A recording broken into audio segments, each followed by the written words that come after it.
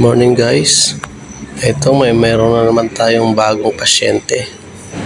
Bale 2016 model Toyota Vios.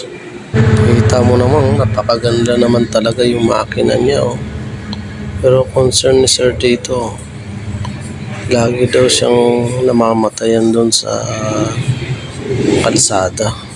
So siyempre hindi ko na pinatagal to. Pumasok na kaagad ako dito sa loob para makita ko na kaagad yung kalagayan niya. So sobrang excited ko, in-start ko na kaagad siya. At ito yung nakita kong sign dito sa dashboard. Naka-check engine siya. So paano natin solusyonan to? Simple lang guys. So ito na nga, in-start ko na siya. Ito. Ayan. Kaya itong nung apak ko dito ng gas.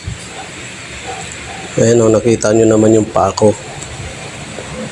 Ayan o, kahit anong apak ko dyan, wala talagang reaction yung kanyang engine.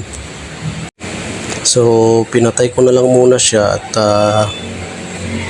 lumabas muna ako para makita ko yung kalagayan ng makina kasi talagang nahihirapan talaga. So ito na nga, tinuro-turo ko na yung dapat kong tanggalin at pinakita na nga ni sir sa akin yung trouble code ng kanyang engine. So bali susundan na lang natin to guys kasi nga pina-scan niya na ito sa labas. So proceed na tayo guys.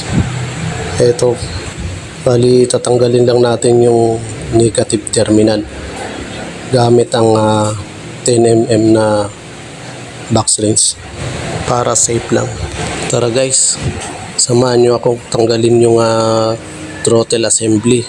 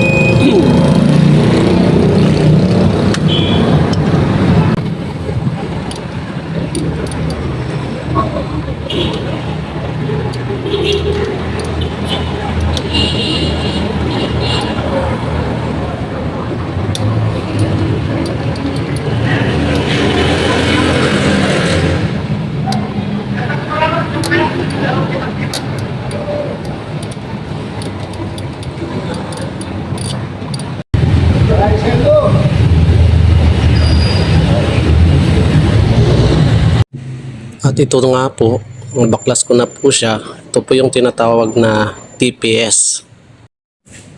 At ito na nga yung dahilan kung bakit nagsha-shutdown yung ating makina.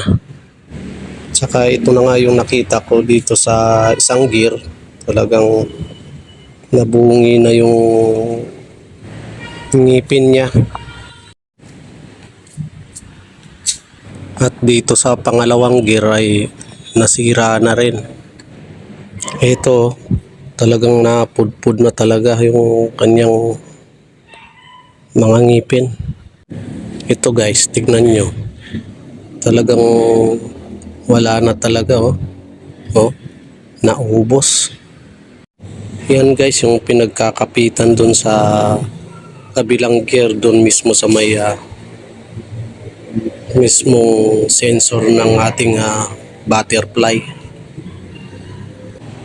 Teka lang guys, baliktarin ko lang. Dapat dito tatama yung isang gear na maliit na yun dito mismo sa gear ng butterfly. Ito guys, pagmasdan mo, ayan, dapat dyan siya tatama. Ayan, kaso may problema din talaga. Ayan, nabungi. Ito lang talagang kadalasan na nasisira sa loob. Kasi plastic lang kasi sila eh. Ayan o, talagang napudpud yung gear. Tapos, ito namang isa, ayan, pud na rin. Bali, dalawang gear ang dapat palitan. Kaso, wala namang replacement na ganitong gear lang. So, palit tayo ng buo neto.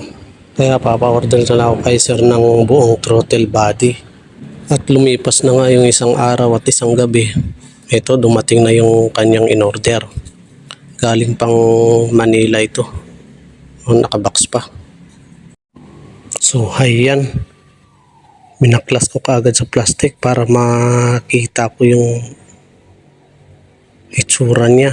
Kasi kailangan ko makita yung kanyang code para kung parehas ba talaga yung code niya. So, parehas naman. So, binaliktad-baliktad pa talaga ni Rons. Parang nagdududa pa siya. So, tara guys. Lagay na natin. So, fast forward na tayo dito at nailagay na natin. At pumasok na nga ako rito dahil excited na akong panda rin to.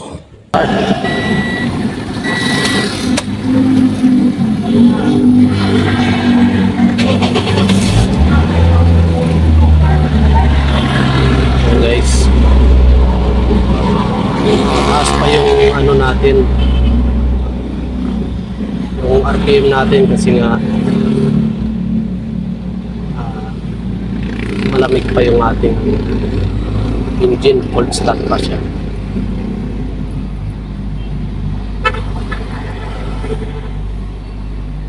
So labas tayo.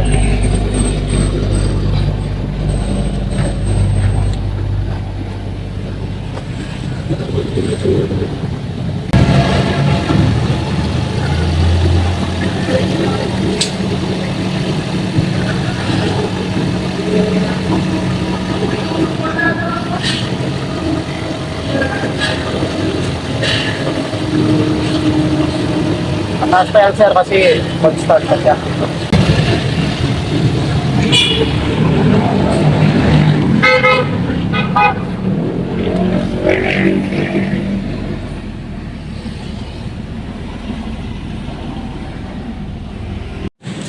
At ito na nga guys, sinubukan ko na siyang RPM at pati na rin yung kanyang check engine na natuluyan na rin nawala. So goods na talaga ang ating engine. At siya nga pala guys, huwag kalimutan mag-like, share and subscribe. Maraming salamat.